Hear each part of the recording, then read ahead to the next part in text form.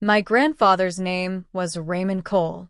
He was a retired civil engineer who had spent 40 years building bridges across 3 different states, literal bridges, the kind made of steel and cable and poured concrete, the kind that outlast the people who design them.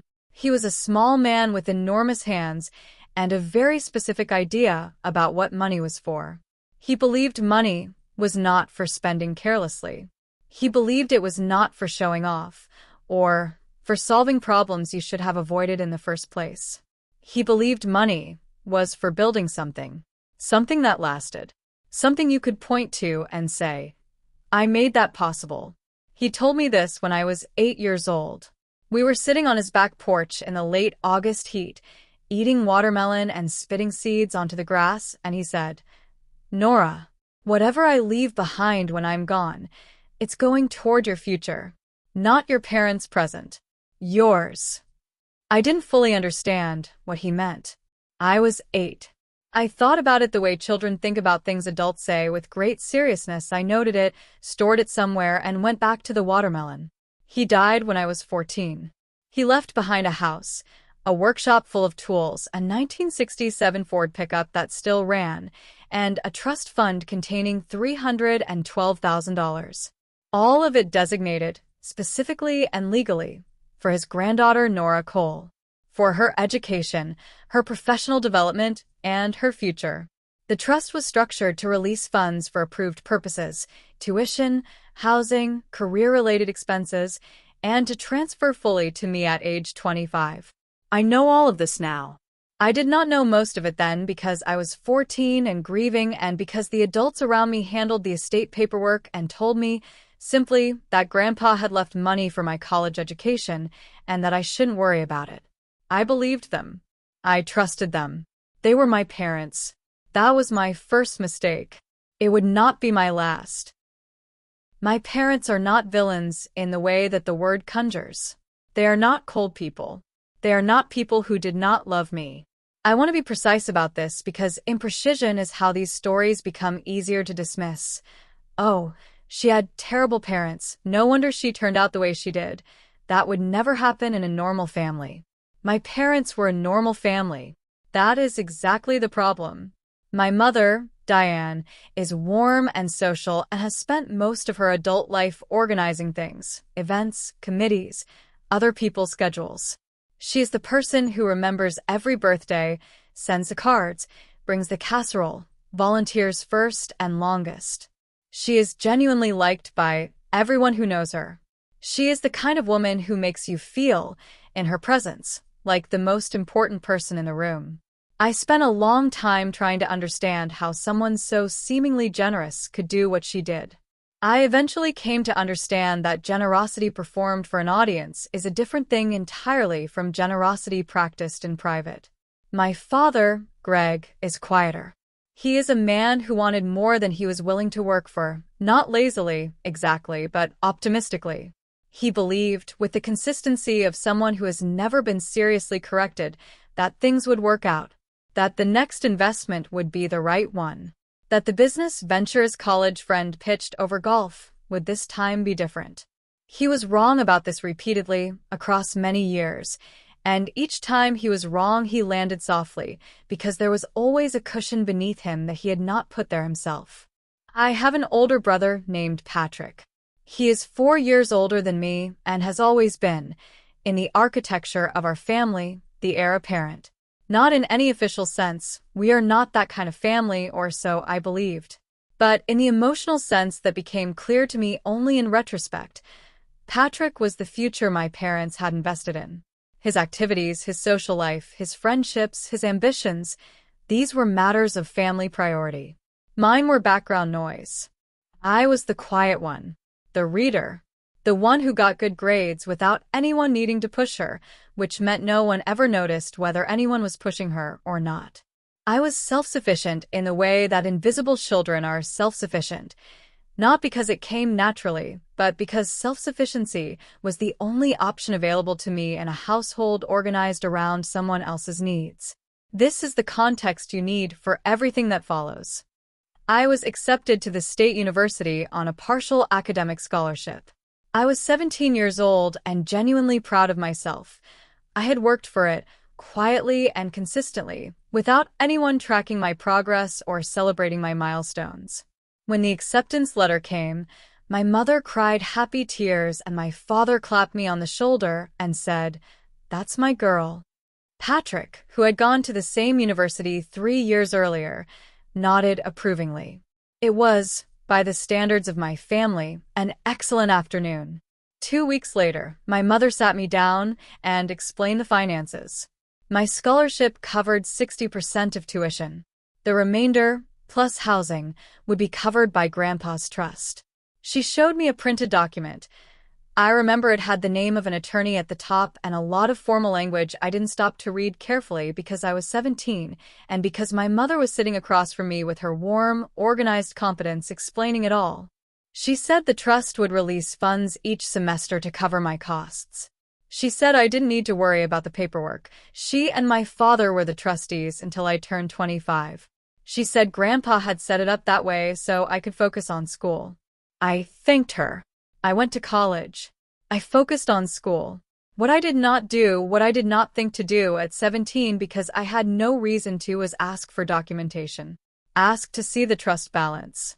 Ask why both my parents were trustees on an account that my grandfather had specified was for me specifically.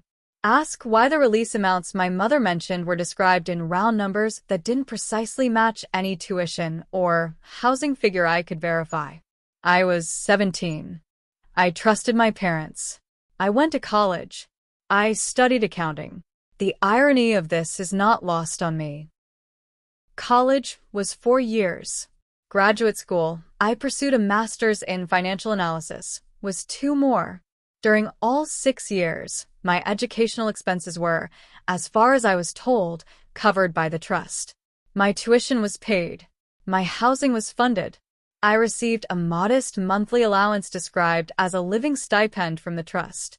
When I graduated with my master's degree at 23, I had a diploma, a job offer at a mid-sized accounting firm downtown, and the knowledge that in 2 years I would receive full control of whatever remained in Grandpa's trust.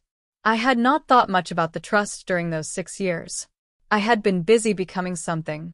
I had been building the skills that would eventually allow me to understand exactly what had been done to me, a fact whose irony I have appreciated, in the dark humor that carries you through things you cannot otherwise carry.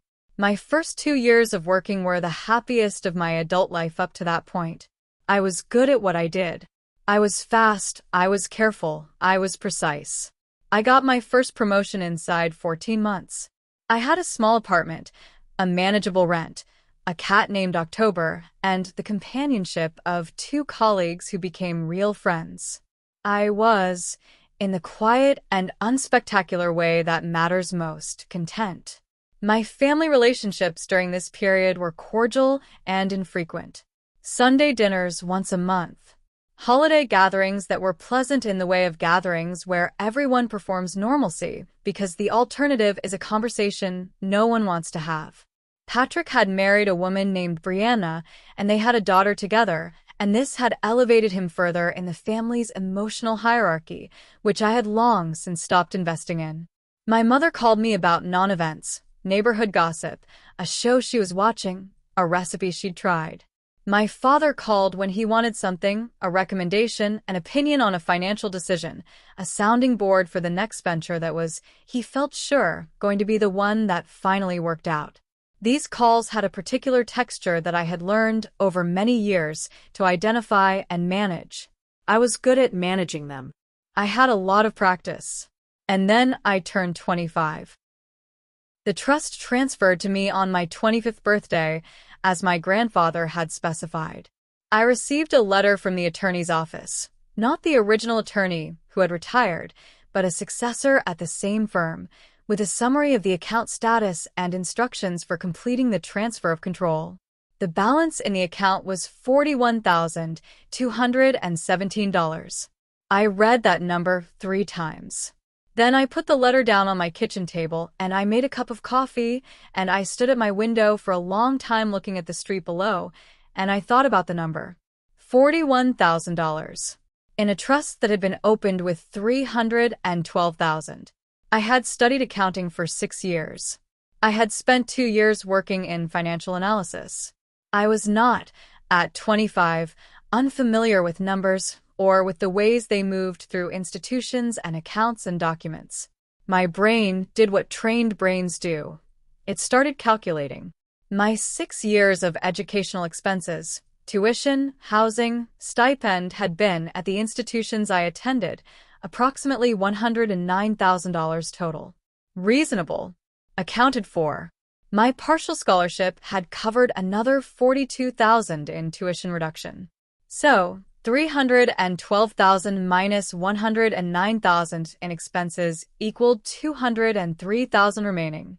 $203,000 should have been in that account, not 41. The difference was $161,833. I sat down at my kitchen table. October climbed into my lap.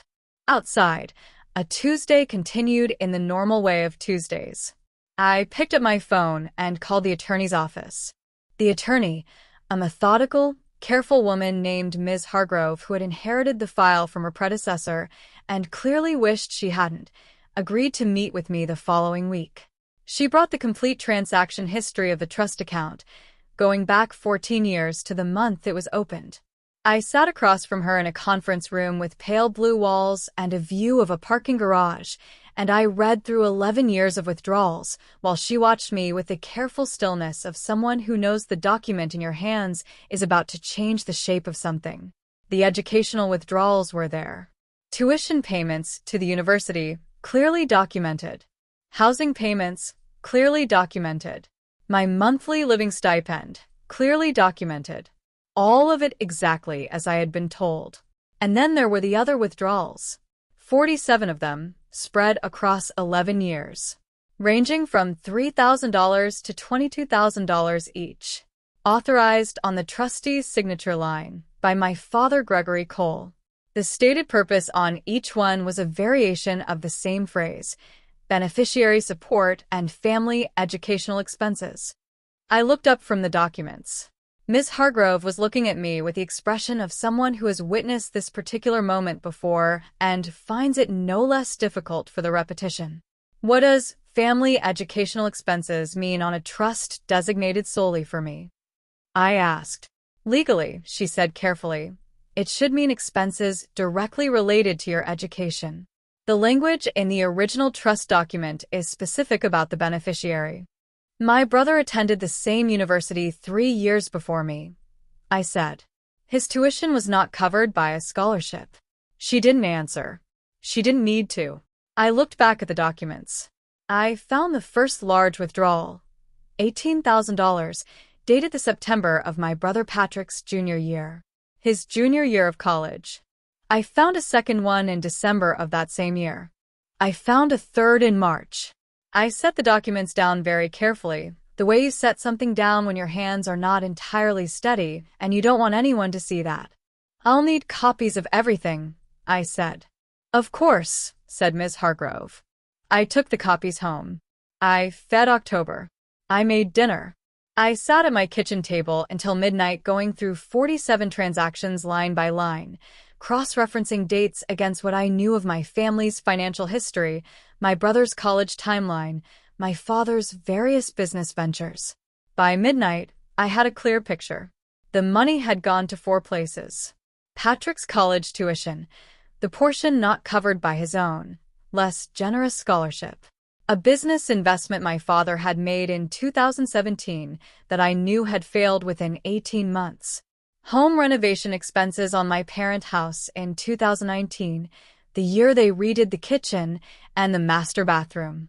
And a category I could only describe as general lifestyle maintenance, recurring withdrawals of $3,000 to $5,000 in years when I knew, from family conversations, that money had been tight. $161,833. Across 11 years. From a trust my grandfather had designated specifically, legally, and clearly for me. I went to bed. I stared at the ceiling for a long time. Then I slept because there was nothing else to do that night, and because the next day was going to require a clear head. I did not call my parents the next morning. I did not call them that week. I went to work.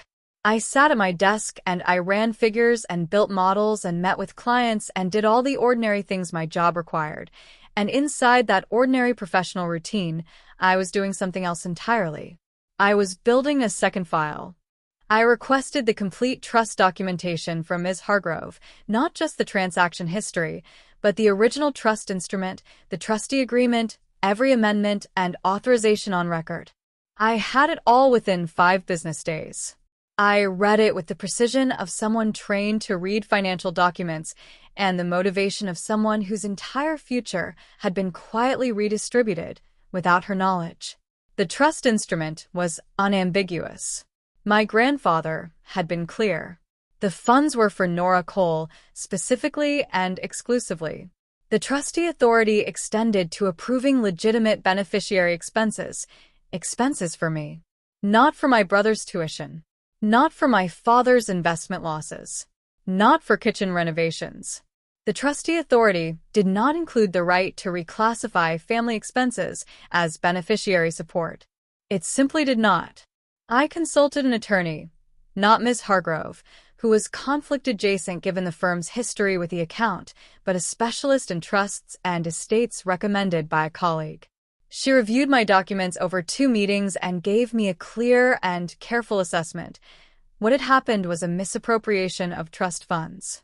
It was technically actionable. The question of what action to take, and when, and against whom, was mine to decide. I sat with that for a week. I thought about my grandfather on his back porch. His enormous hands. The watermelon and the seeds on the grass. Whatever I leave behind when I'm gone, it's going toward your future, not your parents' present. Yours. He had known. Not specifically, perhaps he hadn't known the details.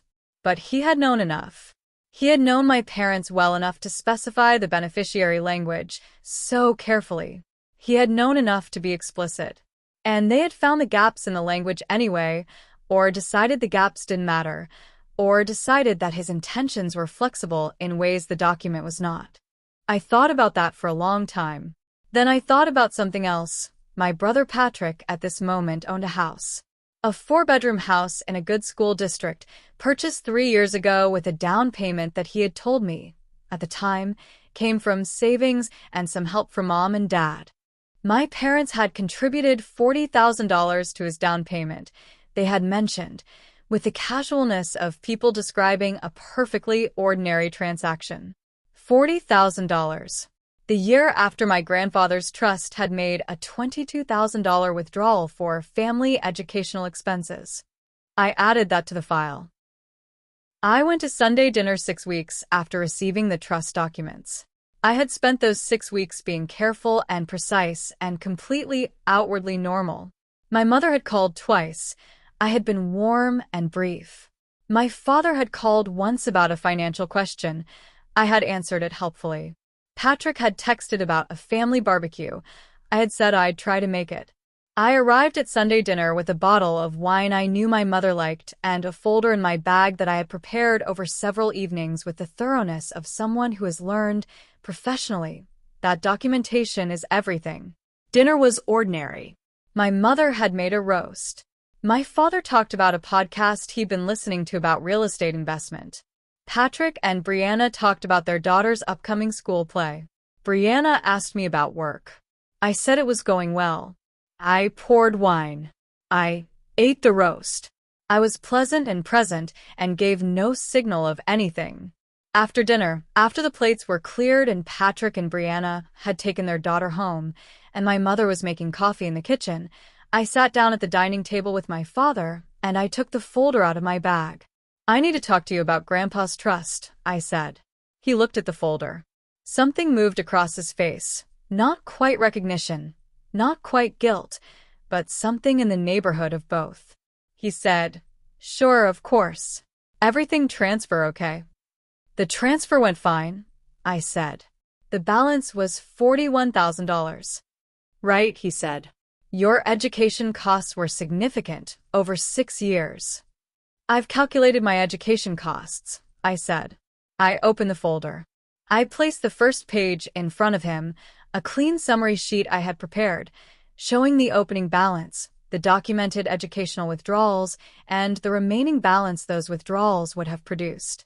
My education costs totaled $109,000. The trust opened with $312. After legitimate withdrawals, the balance should have been approximately $203,000. He looked at the paper. He didn't pick it up. There were other expenses, he said. Costs associated with administering the trust. Administrative fees are documented separately, and they account for less than $4,000 total, I said. I have the fee schedule from the attorney's office. I turned to the next page. I also have the complete transaction history. All 47 non-educational withdrawals, with dates, amounts, and stated purposes. My mother had come to the kitchen doorway. She was holding a dish towel. She was looking at the folder. Nora, she started. Please sit down, Mom, I said. She sat. I walked them through it, calmly, clearly, without raising my voice. I had spent 11 years studying numbers and 2 years working with them professionally, and I walked my parents through 11 years of their decisions the way I would walk a client through an audit finding, with precision, with documentation, and with a complete absence of emotional performance. I did not cry. I did not accuse. I stated facts. I showed figures. I placed documents on the table, one at a time, and waited for them to read each one before going to the next. My father's face went through several things. Defensiveness. At first, there were explanations, he said, context she didn't have. Then, a particular kind of calculation as he tried to find the version of this that was defensible. Then, when I placed the transaction history next to the documented timeline of Patrick's college years and the business investment and the kitchen renovation, a stillness that told me he had understood that I had done the work and there was no version of this that was defensible. My mother cried. This surprised me less than I would have predicted. We always intended to repay it, she said. We thought the business would. The business failed in 2018, I said. That's 8 years ago. The withdrawals continued until 2021. We were going to make it right when things settled. Mom, I said. My voice was very steady. I had practiced this steadiness. I am not here to have an argument about your intentions. I'm here because you need to understand that I know what happened, and I know what it cost, and I need you to know that I know. That's all, tonight. I'm not making any decisions tonight. Silence. My father said, Are you going to? He stopped. Started again. What are you going to do? I don't know yet, I said. I gathered the documents, put them back in the folder, and put the folder in my bag. I'll let you know. I stood up. I put on my coat. My mother was still crying, quietly, in the way of someone performing grief and feeling it simultaneously. My father was sitting very still, looking at the table. I walked to the front door. I turned back once. The roast was good, Mom, I said. And I left. I spent 3 months deciding what to do. My attorney laid out my options clearly. Civil action against the trustees for misappropriation was possible and would likely succeed given the documentation. The amounts involved, combined with the specificity of the trust language, made the case relatively clean.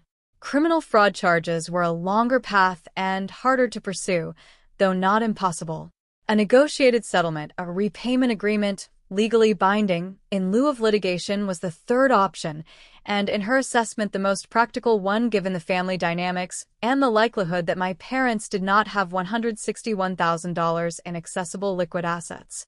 I thought about my grandfather. I thought about what he would have wanted. I thought about this seriously and honestly, and I arrived at an answer that surprised me.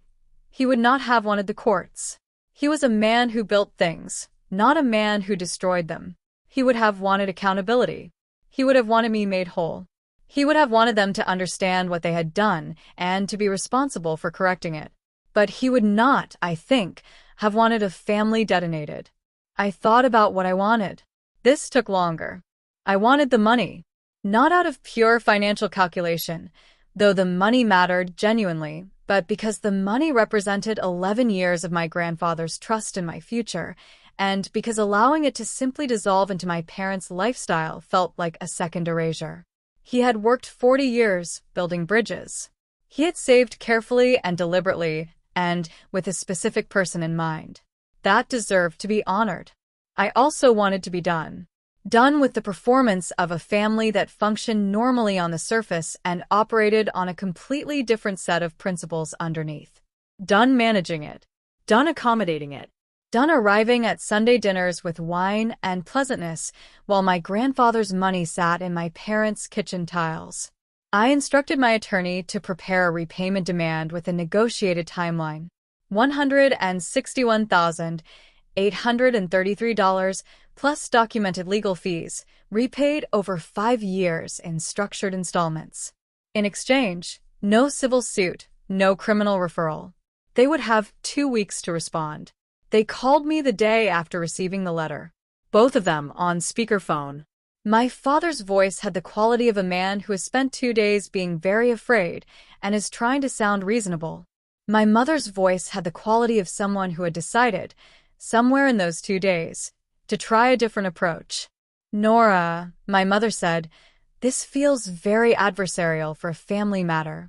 It became adversarial, I said, when family members made 47 unauthorized withdrawals from my grandfather's trust over 11 years without telling me. A pause. We understand you're upset, my father said. I'm not upset, I said. I'm accurate. Another pause. Longer. We'll need to talk to Patrick, my mother said. He should be part of this conversation, given that some of the— Patrick is an adult, I said. You made decisions as trustees. What you choose to discuss with Patrick is between you and Patrick. My agreement is with you, not with him. I paused. You have until the 14th to respond to the letter. I'd encourage you to use the time. I hung up. Patrick called me 4 days later. He had clearly been told. The call began with a tone I recognized from our entire shared childhood, the tone of the person who has always been the priority trying to understand why, suddenly, he is not. It had a particular quality of wounded bafflement, as though the facts of the situation were less troubling than the fact that the situation had facts at all. I didn't know, he said first. He said it with the emphasis of someone who needs that to be the first thing understood. I believe you, I said. And I did, largely. Patrick had benefited without being consulted, which was its own problem, but a different one. This is going to destroy them, he said. You know that. If you pursue this. I'm not pursuing litigation, I said. I'm asking for repayment on a structured timeline. Over 5 years. That's not destruction. That's accountability. They don't have that kind of money, Nora. I know they don't have it now, I said. That's why I gave them 5 years. Silence. You could just let it go, he said. It was a long time ago. You turned out fine. I held the phone for a moment. October walked across my keyboard. Outside, it was raining. Patrick, I said, I turned out fine because Grandpa left me enough money to get an education, which I did, which led to a job, which I have. The fact that I turned out fine is not an argument for letting theft go undiscussed. I paused. And I'd like you to think about something. Part of that money went to your tuition. Not all of it, but part. Which means part of your degree was funded by Grandpa's trust, not by Mom and Dad. That's information you're going to have to sit with in whatever way makes sense to you. But it doesn't change what I'm asking of them. He was quiet for a long time. I didn't know, he said again. More quietly. I know you didn't, I said. I'm sorry you're finding out this way. We hung up. I sat with the phone in my hand for a while. I thought about the version of the story where I had grown up differently, where someone had tracked my progress, celebrated my milestones, checked in on the trust balance, made sure things were as they were supposed to be. I thought about what that might have felt like. Then I set the phone down and went back to work. My parents signed a repayment agreement 16 days after receiving the attorney's letter. 2 days past the deadline, which my attorney noted and they apologized for, an apology that had the texture of people who have accepted that apologizing is now their primary mode of interaction with me. The agreement was precisely what I had proposed. Monthly installments over 5 years. Legal documentation. A default clause. I did not negotiate the amount down. I did not extend sympathy for the fact that structured monthly payments were genuinely difficult for people who had spent 11 years making financial decisions without consequence. I was not unkind. I was not warm. I was professional. My parents have made every payment on time. This is, I think, because they are afraid of the default clause and also because they are people who, having been caught, want very much to behave correctly. This is not the same as remorse. I have thought about the difference between those two things for a long time, and I don't think I have fully resolved it. Patrick contributed voluntarily to the first year of payments. He called me and told me he was going to do this before he did it. He didn't ask my permission, he wasn't required to, but he told me, which I appreciated in the way you appreciate a gesture that costs someone something and that they make anyway. We don't talk often. When we do, we are careful with each other in the way of two people who share a history that has been irrevocably revised and are still working out what to do with the revision. My mother has tried, in the period since the agreement was signed, to return to our previous dynamic. She calls about non-events. She sends recipes. She invited me to a committee she's organizing for the local library renovation. I go to Christmas and Easter. I am present, but I am not performing anything. I notice, when I am there, that the kitchen is beautiful. The renovation they did in 2019, the one whose costs appear on line 23 of the withdrawal history I still have in a folder at home. I notice it, and I feel something that has the shape of sadness but the texture of clarity, and then I have another glass of wine, and I listen to my father talk about whatever podcast he's currently excited about. I am not, to be precise, over it. I don't think over it is the right framework for what this kind of thing requires. You don't get over a betrayal of this specific kind, the kind that runs parallel to your entire childhood and young adulthood, invisible and ongoing, funded by someone who loved you and trusted people who didn't deserve it. You process it. You understand it. You build, around the understanding, a life that the betrayal does not get to define. I have thought in the 2 years since that Sunday dinner about what my grandfather would make of all of it. The documents, the attorney, the repayment agreement, the carefully maintained holiday dinners where everyone performs normalcy because the alternative is a conversation that has already happened and doesn't need to happen again. I think he would be glad the money is coming back. I think he would be glad I had the skills and the documentation and the nerve to go get it. I think he would be characteristically quiet about the rest. He built bridges. He knew that a bridge is only as good as its foundation, and that finding rot in a foundation is not a tragedy, it is information. You do not mourn the rot. You remove it, you rebuild the foundation properly, and then you build. Here is what I know now that I did not know at 25, reading a trust summary in my kitchen with my coffee going cold.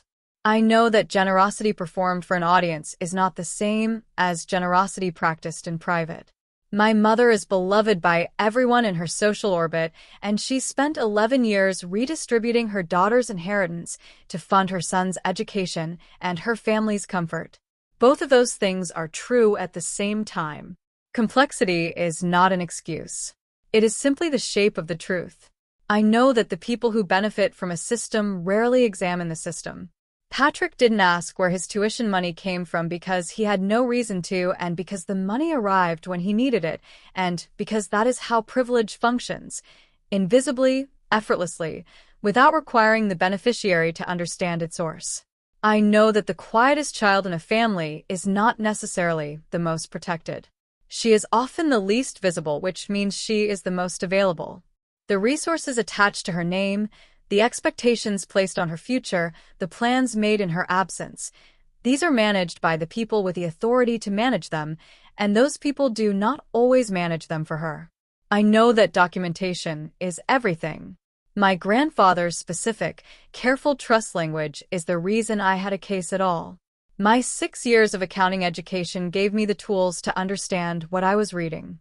The combination of those two things is the only reason I am sitting here today with a repayment agreement and a restored future, rather than a vague sense that something had gone wrong and no way to prove it. I know that accountability is not the same as punishment and not the same as forgiveness. It is something that occupies a different space entirely, a space where facts are acknowledged, consequences are assigned, and people continue. Not warmly necessarily. Not without grief. But forward. My grandfather left me $312,000 for my future. My parents spent $161,000 of it on their present. The remaining $41,000 was there when I turned 25, and it is being returned to me now month by month, in installments that my parents make on time because they understand that the alternative is worse. It is not the inheritance he intended. It is not the family story I would have written. But it is documented and real and mine. And I am, at 27, building something with it. Something that lasts. Something I can point to and say, I made that possible. That was Nora's story. And if something in it landed, if you've been the quiet one, the one whose resources were managed by someone else, the one who only found out years later what had been done in your name, you are not alone. Subscribe and ring the bell. Drop a like if this story meant something to you. And leave a comment. Did you ever find out that someone you trusted had been making decisions about your money, your future, your life, without telling you? I want to hear from you. See you in the next story.